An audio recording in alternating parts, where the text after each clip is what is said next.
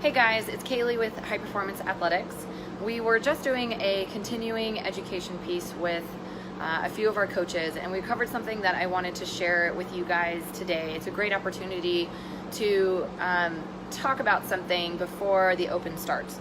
A lot of you guys are familiar with, or maybe some of you guys have heard one of the coaches talking about the theoretical hierarchy of fitness, or the development of an athlete in the form of a pyramid, where nutrition is at the bottom, metabolic conditioning is above that, weightlifting and gymnastics leading into sport, or the application of your fitness in life.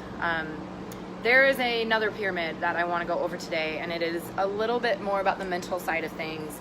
It's been a while since we've talked about this, so we're going to kind of start at the bottom because it's the same way that we would cover the development of an athlete, starting with nutrition. If you don't have nutrition in the bottom, then your pyramid is a lot smaller.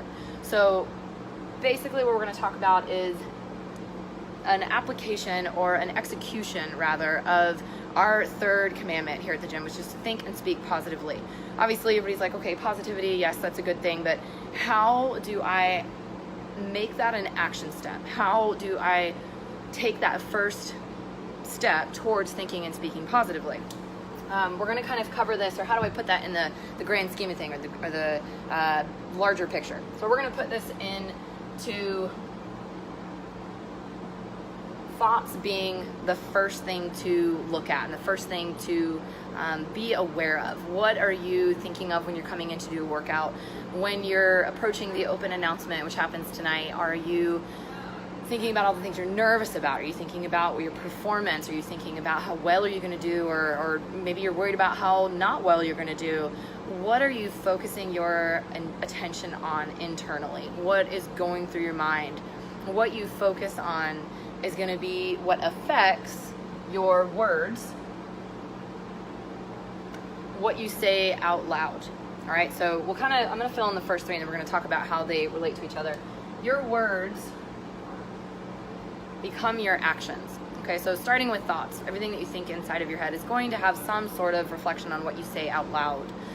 If you are feeling uncomfortable that day, and it's hot and it's sticky and the workout is challenging, and you start like grunting or making noises or feeling exasperated, or even saying out loud to somebody explicitly, this sucks, or this is awful, or this is hard, guess what it's going to be? It's going to be hard. It's going to suck. As opposed to catching yourself in that thought, catching yourself in this negative spiral, and intentionally replacing it with a positive verbal action, right? So it's a little bit harder to catch the thought, and once you have the thought, it's a little harder to replace it, but you can immediately start to work on saying it out loud. So if I'm uncomfortable, I'm in a workout, and it's chest to bar pull-ups, and I'm having a hard time, and I'm struggling, I'm going to immediately cheer somebody else on, or I'm going to immediately turn to somebody and say, hey, you can do one more repetition. I can verbalize some sort of positive energy out into my immediate surroundings, and then focus again on what I'm about to do. That is absolutely a great first step. It takes practice catching the thoughts, and it takes practice replacing the thoughts. So a really good way is to jump up into the words and direct them towards somebody else in a very intentional and a very upward lifting way. All right, so very much embodying our first commandment, Vuyatu, as opposed to letting out or dumping out the things that we're thinking about that aren't necessarily positive, because that has this ripple effect on our surroundings, not only on our own actions and our own workouts, and even outside the gym, our own behaviors, which we'll kind of get into in a second, but it also affects the people around you. Like if I'm working next to somebody and they're having a hard time with wall balls, and they grunt, or they drop the ball, or they say this sucks, or this is hard, or I can't do another repetition, that definitely affects the space and the energy around me. I can either choose to counteract that with some positivity, or I can subconsciously let that affect me, right? So over the next weekend, over the next 5 weekends, be aware of what you're thinking about, and be aware of what you're saying. All right, we're all a little bit nervous about the Open workouts. Trust me, we all are a little nervous about the Open workouts. Try to use that excitement in a positive way, or try to view the feelings that you're having as excitement as opposed to nervousness. You might take a little bit of time and practice to convince yourself of that, but once you convince yourself of that, it's going to affect the words that you're choosing to use, and the actions that you're choosing to display. So if my thoughts become my words become my actions, and my actions are going to become my habit or my behavior, things that I do repeatedly. All right, more than once, right? Do I take the trash out on one Monday, but I don't take it out on any other Monday?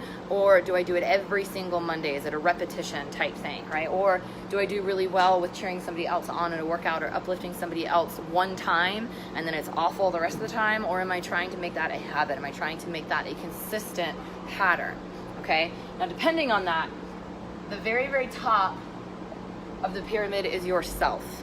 It is your kind of destiny, in a little bit more of a different word. Your destiny or your person, who you are, right? Your actions and what you do on a repeated basis is kind of how you're defined in some sense, and that's constantly changing, just as much as this is a constant effort, right?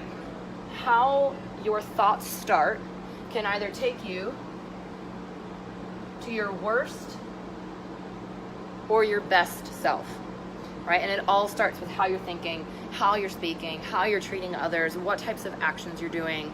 All of that matters, right? You might think that you're a particular way, but if your words are putting out negativity and if your thoughts are putting out negativity and what you're focusing on is this happened to me or this is hard and I don't like the situation that I'm in, take action, right? Be positive. Either switch your perspective or change the situation that you're in. You guys are choosing to come in and do the open workout, and it's supposed to be fun. We want you to have fun. So your challenge for the next 5 weeks is to focus on ways that you can make it fun. Focus on ways that you can affect positivity in your workout and the workout around you as far as the other people doing these movements with you. Okay, so starting with your thoughts, choose whether you want to eventually develop into your worst self or your best self. And then again, remember to have fun over the next few weeks.